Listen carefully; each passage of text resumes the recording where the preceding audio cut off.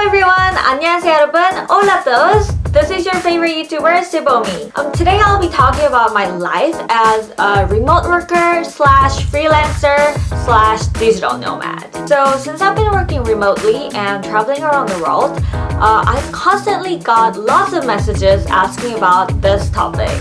And yesterday I also asked you guys on Instagram what you would like to know about this life as a digital nomad, freelancer, and remote worker. And some of you guys did ask me several questions. So now I got a handful list of things to talk about in this video, such as how I started as a remote worker, what I do now, and good things and bad things about remote working and digital nomading, and how to get the job. And lastly, which country would be the best to live as a digital nomad? Alright, so first of all, how I started as a remote worker. Well, to give you a little background, in this video, I talked about my life until like 2017. So that was like about a year and a half ago from now. And that's when I just finished working for the United Nations in Tanzania. And I came back to Korea. But after that, I don't think I gave you any updates on my career life after that. So here it is. So back in 2017, when I was working in Tanzania, I was very lucky. You know, everyone dreams about working for the United Nations, and I was also one of them. So, you know, I got to achieve one of my dreams. And I was able to meet a lot of amazing people there. And I got to learn a lot about how these international organizations work. But on the other hand, I was getting very frustrated because of the bureaucracy that they had.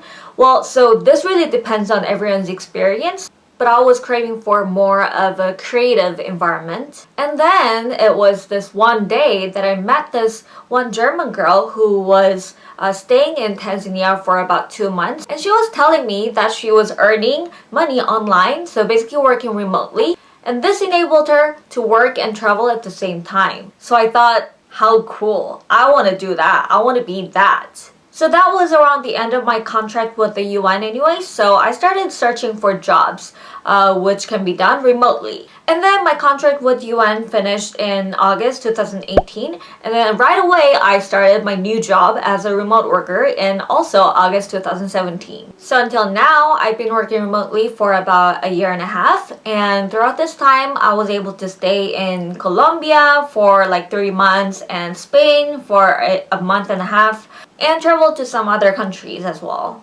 But actually at first my plan was to stay in one specific continent for a long time and travel here and there like across different countries and maybe come back to Korea after a year or so. But my plan totally got destroyed because of my teeth correction. So I need to visit my dentist like every month in Korea. So for now, the longest time I can be out of Korea would be like a month or a month and a half. Well, but actually I'm very content living in Korea for now as well, so can't complain. Anyway, so let's move on to the next topic, which is what I do as a remote worker, digital nomad, and freelancer. In total, I'm working for 3 different companies. One, a social video marketing agency based in New York. Second, a translation agency, also based in the States. Third, a YouTube channel company based in I don't know where because it's run completely remotely. So the CEO might be in... I really don't know. So with the first company, I manage different global brands' Korean YouTube channels. I know this sounds very vague, but I basically help them grow their YouTube channels, and also I recommend some marketing strategies based on analytics. And with the second company, I translate websites of also different global brands. For the third company, I also work as a translator for their different interesting videos. Okay, now let's talk about what are the good things of remote working. First of all, of course, flexibility. You can work wherever you want to and whenever you want to, as long as you do your work right by the deadline. I mean, what more do I need to say? With this location independence, I was able to travel around the world and work at the same time.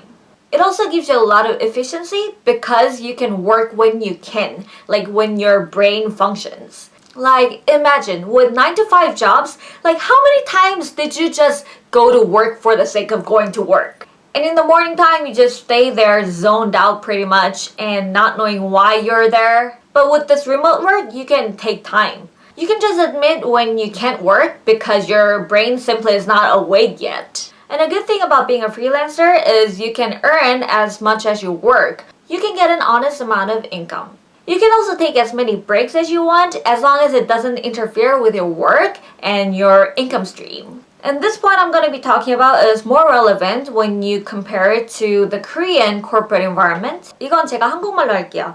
인스타그램에서도 여기 안드라라는 분께서 한국 회사들과 외국 회사들 둘 다 하고 계시다며 각각의 차이를 알려달라고 얘기를 하셨는데 지금은 제가 한국 회사에서는 일을 하고 있지 않잖아요. 근데 이전에 제가 한국 회사에서 일을 해봤고 지금은 외국 회사에서 일을 하고 있잖아요. 근데 확실히 동료들과의 관계에 있어서 훨씬 수평적인 모습을 보인다는 것을 느끼고 있어요. 남녀노소 관계없이 정말 자기가 원하는 목소리를 낼 수 있고 또 특히 이게 이제 인터넷으로 거의 메시지를 많이 주고받고 하잖아요. 그래서 오히려 자기가 하고 싶은 말을 제대로 정확하게 전달을 해야 할 필요가 있어요. 그래서 훨씬 직접적인, 둘러서 표현하는 게 아니라 직접적인 표현 많이 하고 뭐 또 이런 환경에서 더 새로운 아이디어들이 잘 유연하게 나올 수 있게 되는 것 같고요. Okay, then what are the bad things of remote working? First of all, time difference. So right now I'm based in Korea. And my companies are based in other countries, in other continents. So when we have meetings, it's usually like 11 p.m., even midnight for me, because in America, it's around 8, 9 a.m. And even in terms of the workflow. So, for example, at my translation agency, my project managers are based in other countries. And most likely, Korea is ahead of their time. So the earliest time I receive my task from them would be around noon or 3 p.m. or so. So the fact that I can't really get my work done as early as I want, it's kind of annoying sometimes, honestly.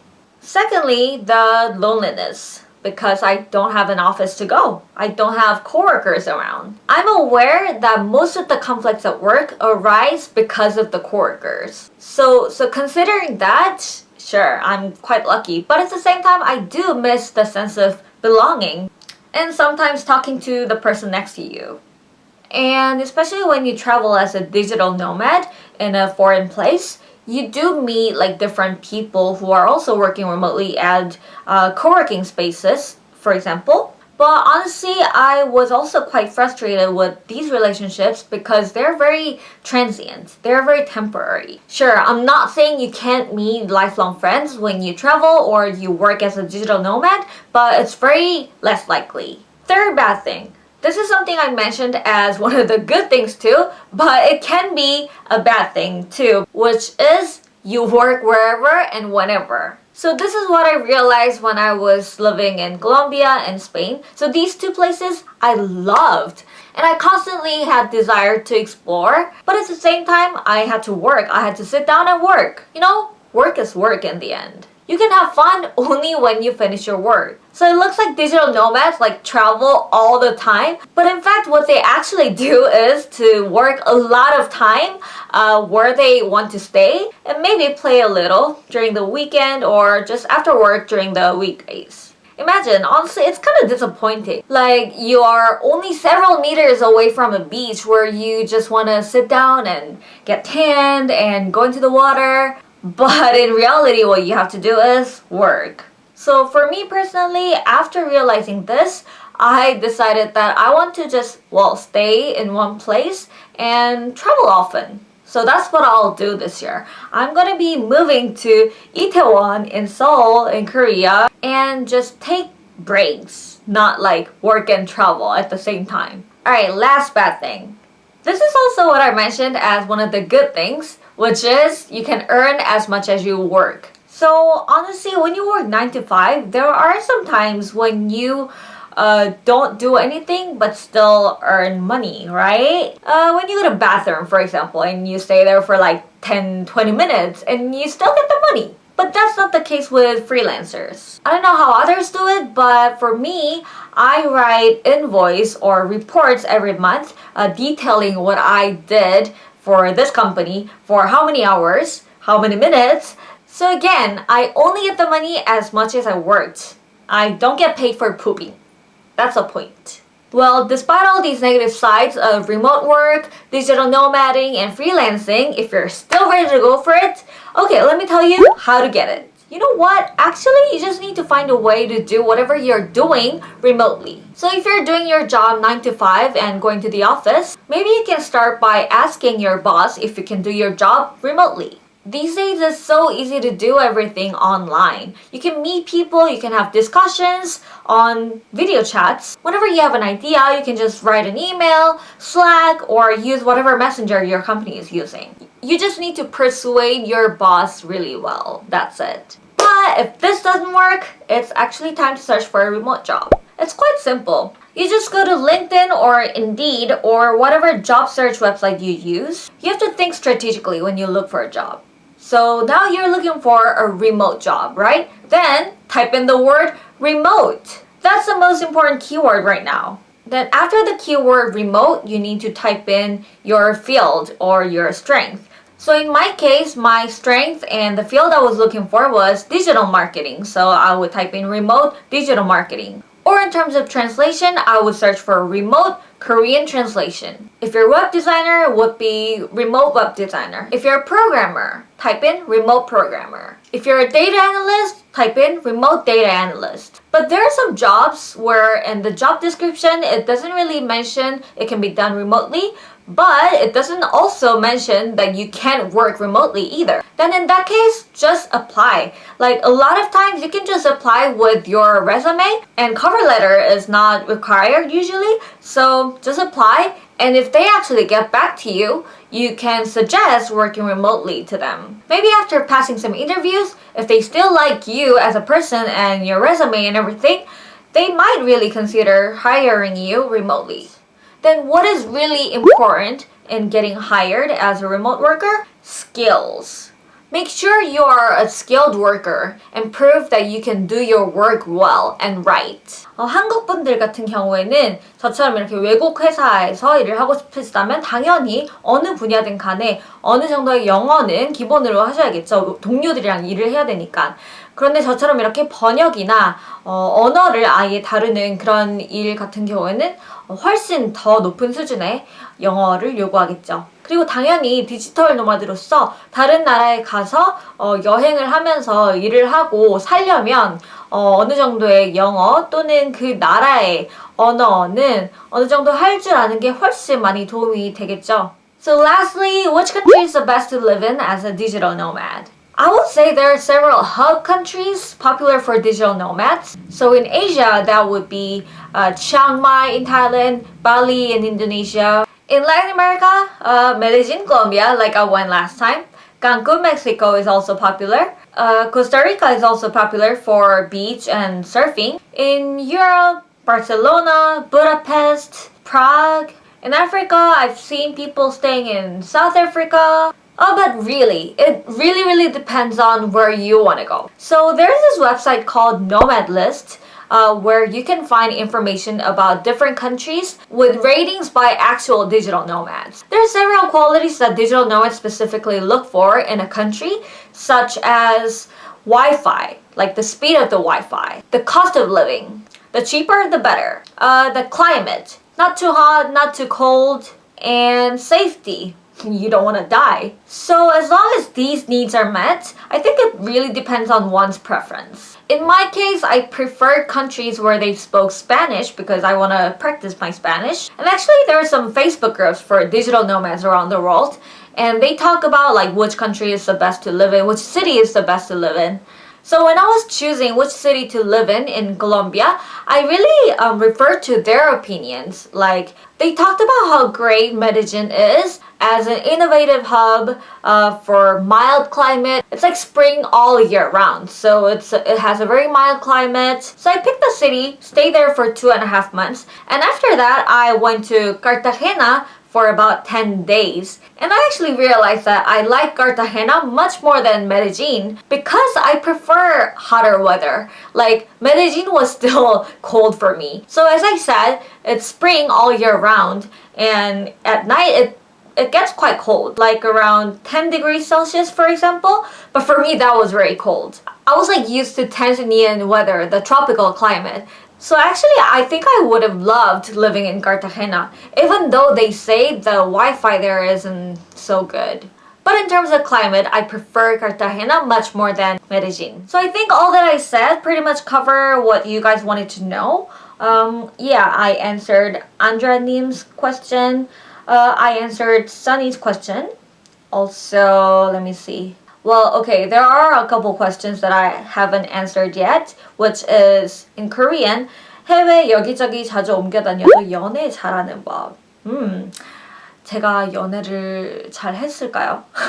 사실 외국 다니면서 연애 잘 못해요. 제가 앞에서도 말씀드렸지만 연애를 떠나서 진짜 사람 관계가 이렇게 계속 돌아다니다 보면은 좀 뭐랄까 표면적인 관계가 되기가 쉽고 되게 일시적인 관계가 되기 쉬워요. 그래서 이렇게 해외 여기저기 다니면서 연애 잘하는 방법을 묻는 건 저는 어쨌든 wrong person to ask인 것 같네요. 프리랜서 번역 수입은 짭짤한가요? 꽤 짭짤한 것 같아요. 제가 이렇게 프리랜서로 번역이랑 디지털 마케팅을 하고 있는데 사실 이건 제가 좀 일을 하는 만큼 벌 수 있는 거라서 제가 좀 열심히 하면은 보통 제 또래 직장인들, 아니다, 솔직히 제 또래 직장인들보다는 많이 버는 것 같아요. 많이 버는 것 같고 어쨌든 저도 이렇게 파트타임으로 3군데에서 일을 하는 거니까 결국에는 총 합쳐서 풀타임이 되는 거잖아요. 그러니까 딱 제가 일하는 만큼 정직하게 벌어요. 그리고 이렇게 번역이라고 구체적으로 물어봐 주셔서 말씀드리고 싶은 거는 한국 번역 에이전시에서 일하는 것보다 외국 번역 에이전시에서 일을 하는 게 저는 보니까 좀 더 프로페셔널하고 틀이 갖춰진 그리고 좀 더 뭐랄까 인지도가 있는 글로벌 브랜드의 번역 태스크가 일이 많이 주어지는 것 같았어요. 그러다 보니까 자연스럽게 요율도 더 높고 그래서 저는 그런 이점을 많이 느끼고 있어요. Alright guys, this is it for today, and if you have any further questions, please feel free to ask me in the comments below or DM me on Instagram. Don't forget to like this video, subscribe to my channel, and share with your friends if this video was helpful. Alright, I'll see you guys later. Ciao!